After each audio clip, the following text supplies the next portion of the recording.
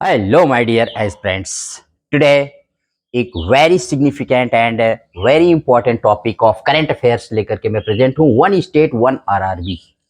आप जानते हैं कि भारत में एक चीज को लाने की बहुत कोशिश की जा रही है। जैसे जीएसटी लाया गया तो वन कंट्री वन टैक्स और वन इलेक्शन वन नेशन, मतलब बहुत सारी चीजों में आप देखेंगे तो ऐसे किया जाए। तो ऐसे ही भारत सरकार ने भी फैसला किया है कि एक स्टेट की एक आरआरबी होना चाहिए। आरआरबी का मतलब है रीजनल रूरल बैंक।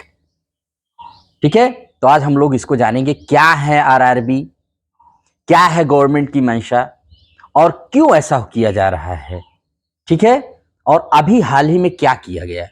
और आरआरबी, तो RRB in the news recently, question यहां से 100% उठेंगे।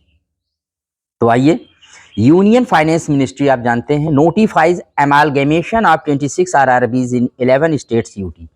अभी अभी यूनियन मिनिस्ट्री ऑफ फाइनेंस ने कहा है कि 11 राज्यों में 26 आरआरबीज को अमेलगेमेशन माने उनको मिला दिया जाएगा।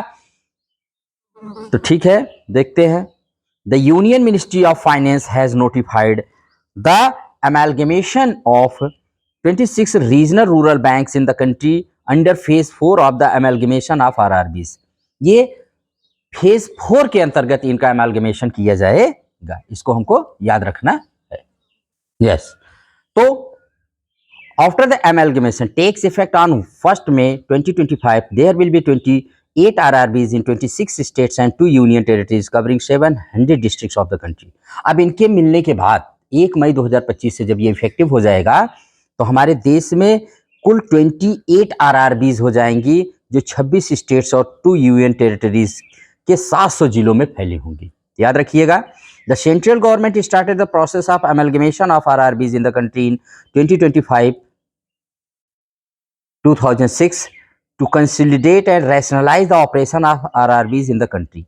अब देखो, यहाँ पर आरआरबीज को कंसोलिडेट और रैशनलाइज बनाने के लिए 2025 और 26 में इसको स्टार्ट किया गया, इसका अमेलगमेशन। तो इसको हम देखते हैं। In the fourth phase, 26 RRBs in 10 states and 1 territory will be amalgamated। amalgamated माने मर्ज किया जाएगा, उनको मिलाया जाएगा। amalgamation of RRBs, amalgamation means the combination of 2 or more companies to create a new company। amalgamation का मतलब होता है कि कॉम्बिनेशन ऑफ 2 और मोर कंपनीज, एक या दो से ज्यादा कंपनियों को मिला करके एक नई कंपनी बनाना, ये अमालगमेशन होता है। और मर्ज क्या होता है? तो मर्ज कोई पहले से ही चल रहा है, कोई दो चीजों में से किसी एक चीज में मर्ज कर देना। उसमें न्यू कंपनी, न्यू जैसा कुछ नहीं होता है, एक में एक मर्ज हो जाती है बस। अमालगमेशन में मर्ज करने के बाद कुछ एक नया नाम दे दिया जाता है, ये अमालगमेशन होता है। तो ये डिफरेंट है बिटवीन अमालगमेशन एंड मर्जिंग में। थोड़ा सा इसको जानते रहिए। अमालगमेशन एंड मर्ज में थोड़ा सा, मर्ज में कोई नई चीज नहीं बनती है, उसमें कोई चीज किसी में मर्ज हो जाती है, मिल जाती है। बट अमालगमेशन में मर्ज करने के बाद, मिलाने के बाद एक नई नाम, उसको एक न्यू नेम दे दिया जाता है। The process of amalgamation of the RRBs was started by the government of India in 2005-6 based on the recommendation of Dr. V.S. Vyas Committee 2004 on flow of credit to agriculture and related activities from the banking system। 2004 में एक committee बनी थी जिसका नाम था doctor VS. व्यास committee. इसी के recommendation पर आरआरबीज का जो है अमेलगमेशन शुरू किया गवर्नमेंट ने 2005 और 6 से। इसको रिमेंबर रखिएगा, वेरी इंपॉर्टेंट है।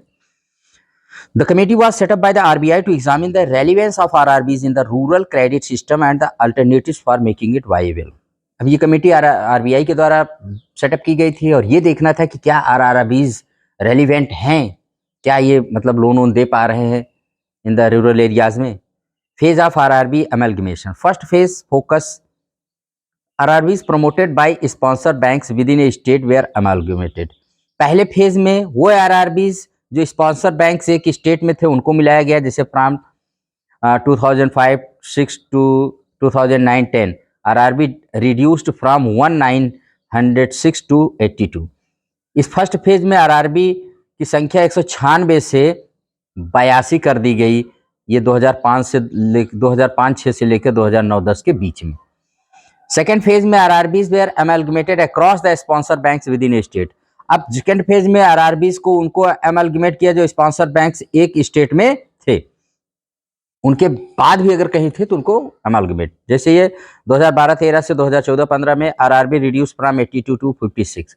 आरआरबी क्या हो गए भाई, इनकी संख्या 82 से 56 हो गई। Third phase, principle of one state one RRB in smaller states and reduction in number of RRBs in largest states aiming at reduction in total number of RRBs. Third phase में ही ये नारा दिया गया वन स्टेट वन आरआरबी का, और इसमें smaller states के reduction बहुत कम कर दिए गए आरआरबीज के।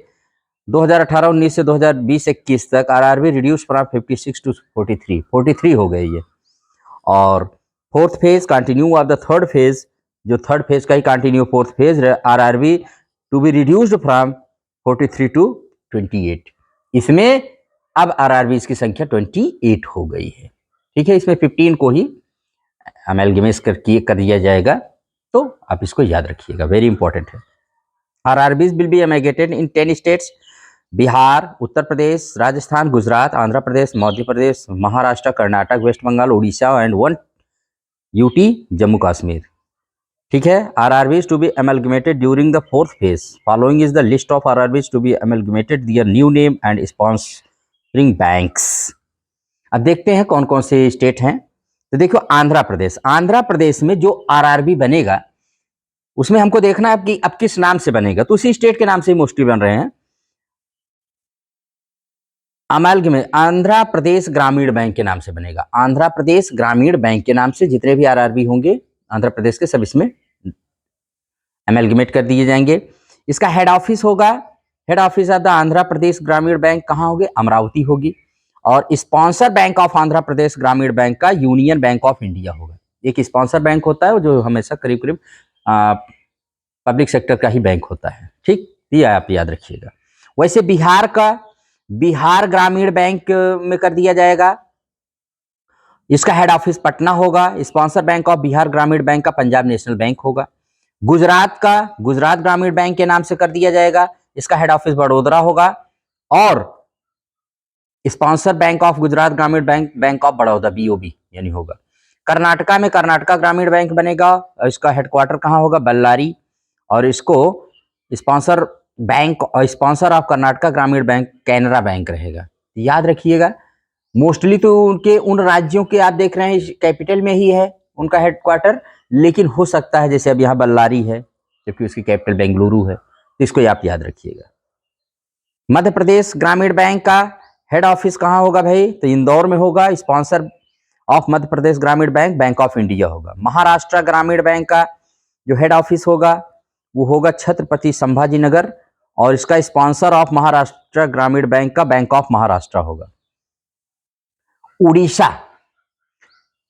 उड़ीसा ग्रामीण बैंक जिसका हेडक्वार्टर होगा भुवनेश्वर में, स्पॉन्सर ऑफ उड़ीसा ग्रामीण बैंक इंडियन ओवरसीज बैंक होगी।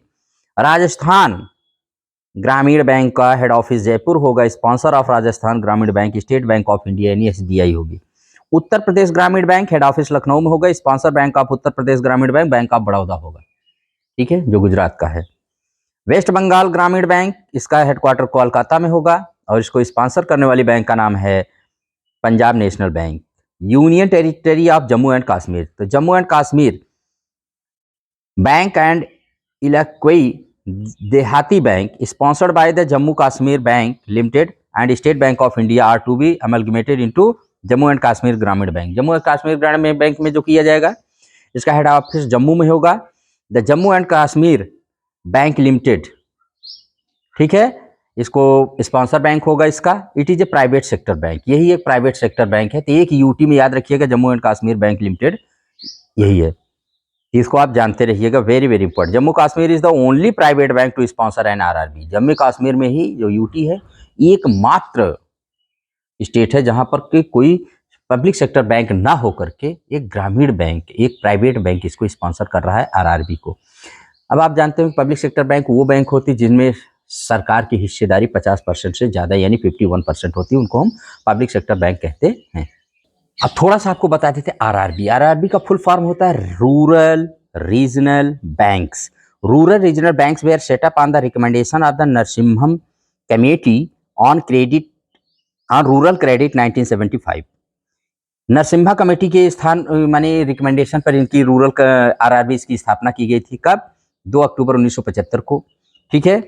5 RRBs were set up in India on 2 अक्टूबर 1975। 2 अक्टूबर 1975 को सिर्फ पहले 5 आरआरबी की स्थापना की गई थी। द फर्स्ट प्रथम bank was setup in Moradabad Uttar Pradesh, sponsored by syndicate bank. पहला भारत का पहला आरआरबी बैंक कौन था? प्रथम बैंक जो उत्तर प्रदेश के मुरादाबाद जिले में, और उसका स्पॉन्सर बैंक का सिंडिकेट बैंक था। The power to set up the RRB is vested with the government of India under the regional rural bank act 1976। RRB की स्थापना करने का अधिकार भारत सरकार के पास है और वो उसको रीजनल रूरल बैंक एक्ट 1976 से प्राप्त है। RRB is owned by the central government, the state government and sponsoring bank. RRB जो होती है उसका जो मालिकाना हक होता है वो सेंट्रल बैंक, स्टेट बैंक और स्पॉन्सर बैंक के द्वारा होता है। अब इसमें कितनी किस किस रेशियो होता है जान लीजिए।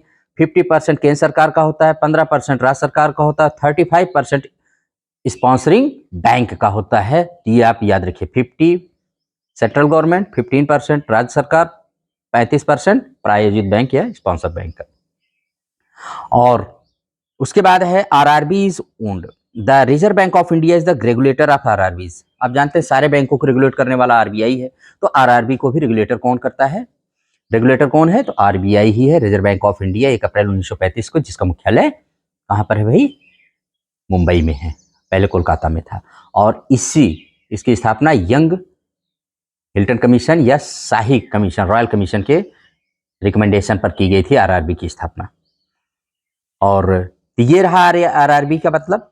और आरआरबी की मैंने बता दिया कि इसमें पूरे हर प्रदेश के नाम पर एक आरआरबी बना दिया जाएगा और उसका हेडक्वार्टर वहां पर होगा, एक स्पॉन्सर बैंक होगी। ये तीनों चीजें आप इसको याद रखेंगे।